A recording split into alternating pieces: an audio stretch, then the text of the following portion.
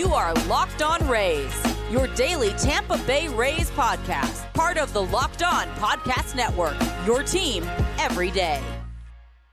Hello, my name is Kevin Weiss. No Ulises Sambrano on today's episode. We should be back together later on this week, so you're stuck with me for the next 20 or so minutes. Anyway, be sure to check out and subscribe to our YouTube channel at Locked On Rays, as well as all the other traditional podcasting platforms.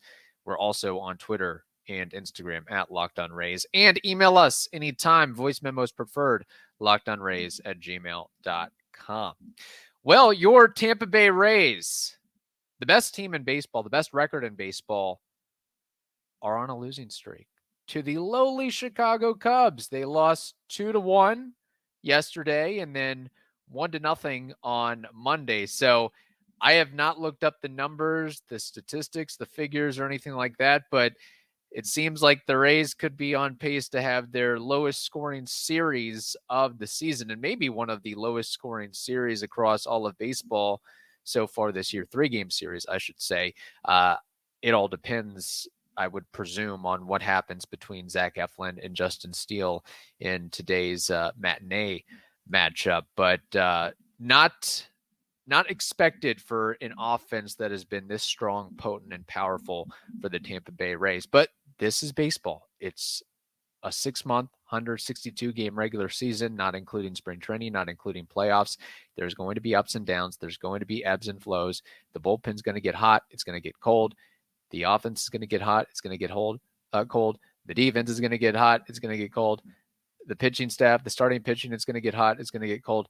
There's going to be ups and downs. And luckily for the Rays so far this season, there's been a lot more ups than downs. And I would expect that to continue because this is a solidly built roster, bullpen aside for the most part. But we have to keep in mind that losing streaks are going to happen. Good teams are going to lose to bad teams. Bad teams are going to beat good teams. And we just have to have a little perspective and kind of step outside the moment and realize the big picture that this is not the end of the world. The sky is not falling. The Rays are going to be okay at the end of the day. The bats will eventually come around. It's not a huge deal. Now, having said that, I would have expected that, well, maybe I wouldn't have expected this, that, the Rays cobbling together 6 hits and getting off to a solid start early against Kyle Hendricks, where Wander Franco gets a base hit, a stolen base. You get multiple runners on.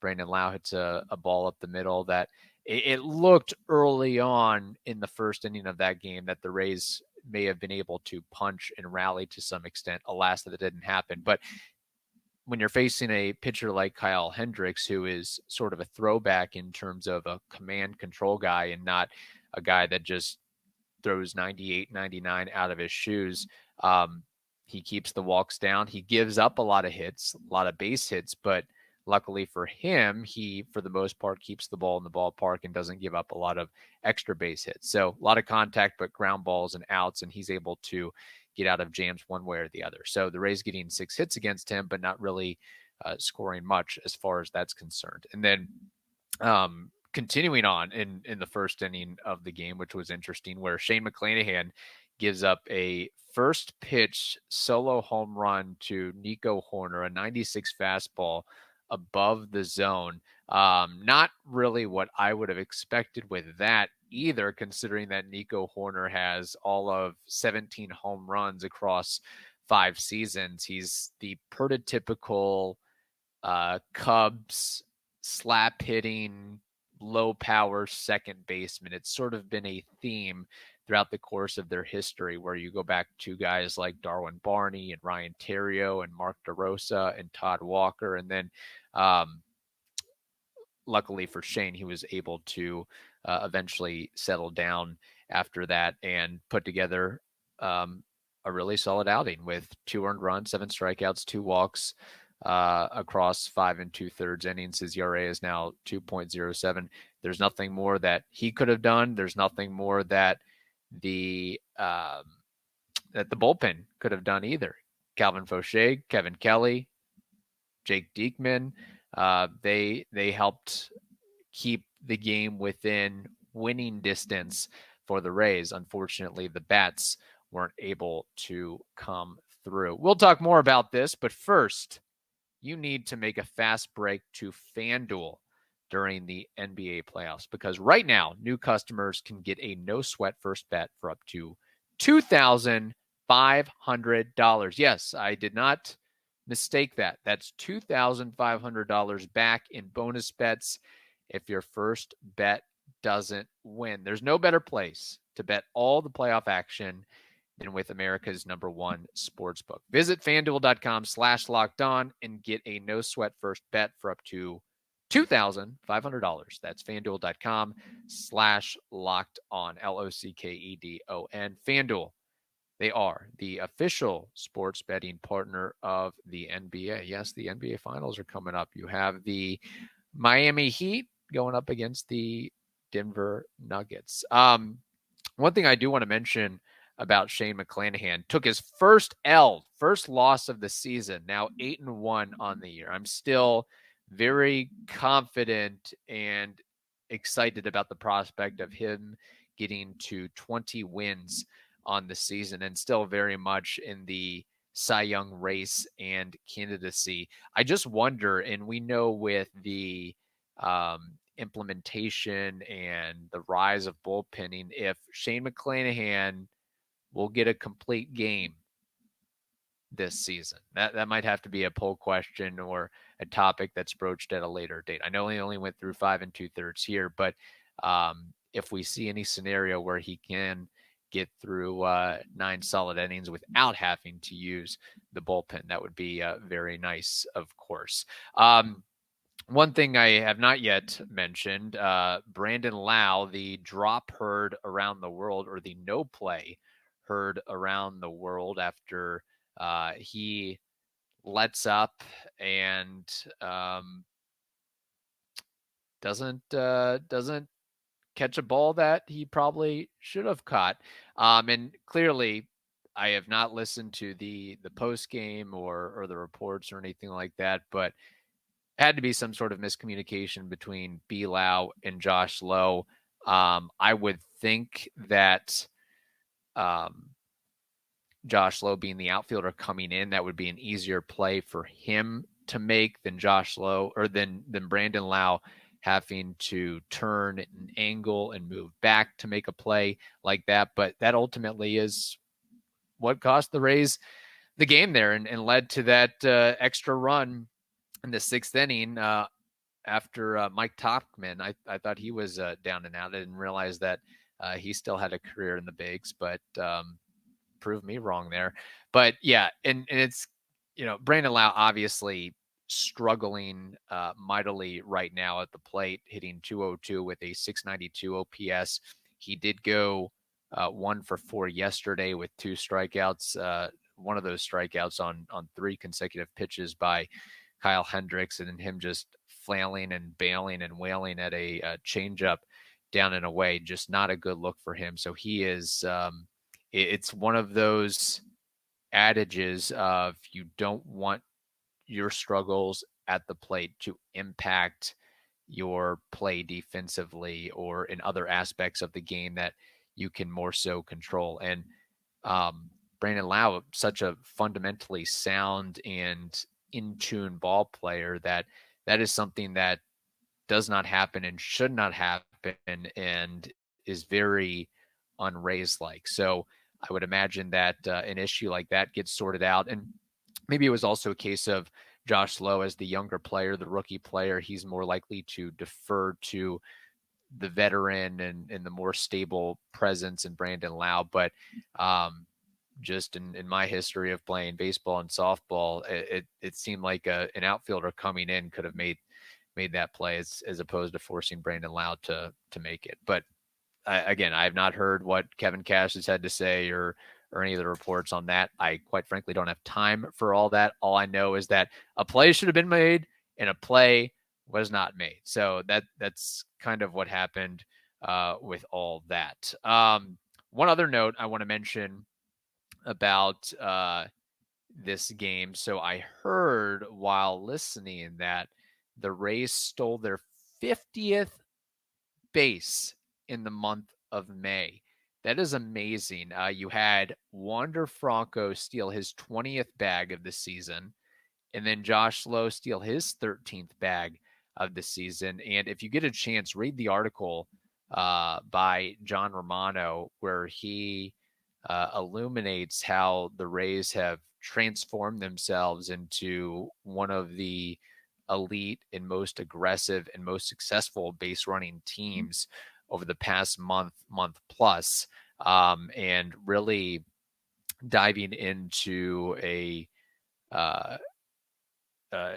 opposing pitcher and catchers, basically their mannerisms and their pickoff moves, and how long they wait to make a throw, and just really getting into the weeds of when is the best time and the most opportune time to run. And you're seeing the fruits of that labor, all that scouting and video work, and all the backgrounding of looking up, okay, when we want to capitalize on a guy, this is how we're going to do it, and we're going to be successful at it. You saw what they did against Alek Manoah against the Blue Jays, where what they stole like 5 bases over the course of a couple innings. So it's just a fun brand of baseball. I'm all for it. I'm all for more action and activity, and I love the power speed combination. I love the throwback of BJ Upton and Carl Crawford, and again, just the fact that it's not even June yet, and Wander Franco already has 20 stolen bases. Just let that settle in for a second. So, yes, it's unfortunate that the Rays lost, but again, we can't panic. We can't freak out. There's bigger fish to fry. It is an extremely, extremely long season. There's going to be losing streaks. The Rays are probably going to have a 3, 4, maybe 5 game losing streak over the course of this season. And it seems like there's been so much boo-hooing about the bullpen, and rightfully so. If you look at the ERAs of Calvin Fauché and Kevin Kelly and Jake Diekman, they are very, very ugly. They look like credit scores, quite frankly. But we also have to give them credit where credit is due. And, for example, in the 8th inning where Kevin Kelly was able to induce a double play with the bases loaded, the infield in, he gets a ground ball to Franco, he throws it home, and then I guess it was Francisco Mejia who threw from home to first to get the non-traditional double play. Like that's big time. That's important stuff right there. So there's some building blocks. There's something to kind of go back to the drawing board and say, okay, we can, I'm looking for little silver linings here and there. That's all I'm asking for. So, not really much more to focus on with this game. I guess in the 4th inning, you had an amazing web gym play by Seiya Suzuki off of Harold Ramirez. If he misplays that, Harold Ramirez probably would have had a triple with 1 out. That might have been an opportunity for the Rays. And then don't want to discount that Randy Arozarena got his 40th RBI of the season and actually tying the ball game up in the 5th inning. And, also thanks to some solid hustling by Francisco Mejia, they were able to get that there. But again, not the end of the world. Losses are going to happen.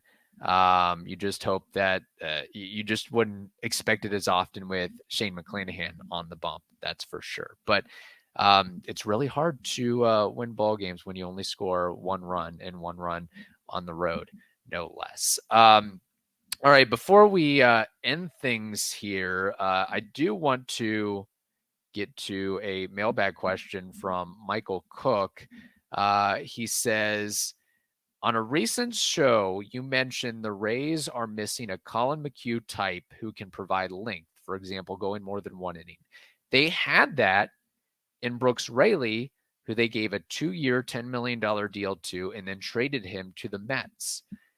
The Rays raved about his spin rate and pitchability and then traded him for a low minor league pitcher named Keyshawn Askew, who is struggling in A-ball. Seems like this was a typical Rays salary dump. Would appreciate your take, Mike from Tarpon Springs. Well, Mike from Tarpon Springs, thank you for reaching out. Don't be a stranger. We love the mailbag questions and the interaction. hindsight being 2020, it certainly looks like that was a salary maneuver. I believe that occurred in December of 2022. And at the time, at least the word from the Rays front office to the media was that they had enough viable lefties, and then that they also needed to clear roster space for Kevin Kelly, the Rule 5 draft pick. And you would think, well, couldn't they give up on another lefty instead of more of an established guy like Brooks Rayleigh?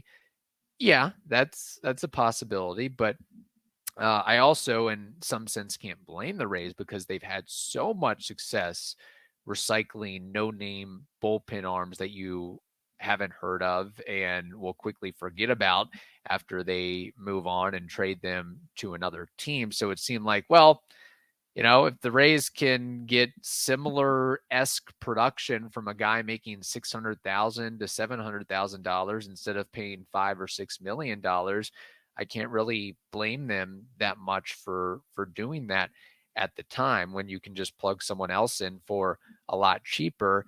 And I don't know how much this was a factor or not, but maybe their line of thinking was that they could allocate some of the savings from the Brooks Rayleigh trade to use towards a Zach Eflin, to use towards the contract extensions of Pete Fairbanks and Yandy Diaz and Jeffrey Springs, that they could use that extra couple of $1 million to maybe lure a veteran left-handed bat that they didn't get at the end of the day. But if that's the trade-off, if it's trading Zach Rayleigh to close the Zach Eflin deal or to close the Yandy Diaz deal or to close the Jeffrey Springs deal or to close the Pete Fairbanks deal, I'm okay with that at the end of the day. But looking back at it, it certainly would be nice to have a guy like Brooks Rayleigh, his experience, his caliber, his testedness in the bullpen. And he actually might have recently went down with an injury for the Mets, but regardless, he was doing really, really good this season for New York with a 3.18 ERA in 21 games, 17 innings pitched, 17 strikeouts, 106 whip. Yeah, that's something you would like to add to the bullpen for sure. So I'm sure there's more to that trade than what I'm explaining and letting on. But if you have to kind of move money around to get or keep something else, I understand that. And, I know that there is some to like about Keyshawn Askew, but Michael's right. He is struggling mightily. The ERA, none of the numbers look good. And he's, 23 and a half years old and high A ball.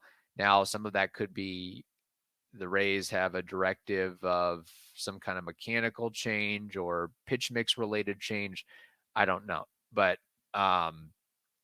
it seems like he's kind of just minor league filler as of now. He's not on any of the top prospect lists by any means. Now, I do like his delivery and stuff, but being able to put it all together is another thing. But I would fully expect that, come this trade deadline, depending on the health and productiveness of some of the guys that are coming back into the fold, that the Rays will be looking for that Brooks Rayleigh-esque guy to join the team. It's just unfortunate that they had to part with him at the time, because they certainly could have used him for sure. So real quickly, we have Zach Eflin going up against Justin Steele. Could be, like I mentioned, another pitcher's duel and another low-scoring ball game. Starts at 2:20 p.m. Eastern time.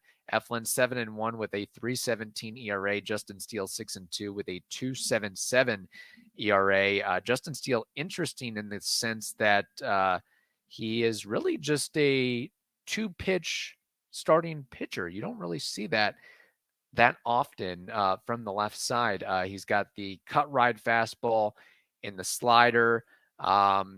So it'll be interesting to see how the Rays mix and match their lineup with that. If I had to guess, I'd probably want to leave Brandon Lau out of this contest, or if you do put him in the contest, make sure it's not against Justin Steele, or make sure it's against the bottom of the order. So we'll have to see with all that. But again, the Rays will be okay. Don't freak out. Don't panic. It's all going to be good. They're going to win 100 games. They're going to make the playoffs. Who knows what's going to happen in the playoffs, because the playoffs is a crapshoot. But yeah, they're going to get things settled and worked out. I think it was the Braves playing the Athletics, and they've lost 2 to them. So, it'd be one thing if you're getting crushed by the Athletics, but it's like you're losing one-run ball games on the road to a Chicago team that has some players. Like, I don't know. I can't freak out or get overtly concerned about any of that. Maybe part of it is just I've got so much going on that I just can't devote that much mental energy and emotion to that. Call me back when the Rays are on a 6, 7, 8 game losing streak. Then that's when we can start panicking a little bit. But as of right now, no, I'm not going to buy it. So, all right. Hope you all have a wonderful day. Stay safe, and we'll talk to you.